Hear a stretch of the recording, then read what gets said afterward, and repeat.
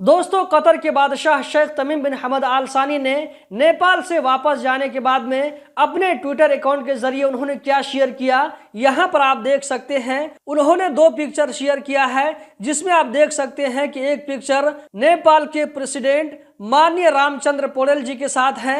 उसके अलावा दूसरा पिक्चर आप यहाँ पर देख सकते हैं, नेपाल के सम्मानीय प्रधानमंत्री पुष्प कमल दाहाल के साथ हैं। ऊपर में उन्होंने कैप्शन में अरबी में लिखा है कि मैं नेपाल की सरकार का और वहां के पब्लिक को मैं थैंक यू बोलना चाहता हूं कि उन्होंने मेरी बेहतरीन मेहमान नवाजी की। मुझे उन लोगों की तरफ से इतना प्यार और सपोर्ट मिला, वहां जाकर के मुझे नेपाल के बारे में बहुत कुछ जानने का मौका मिला।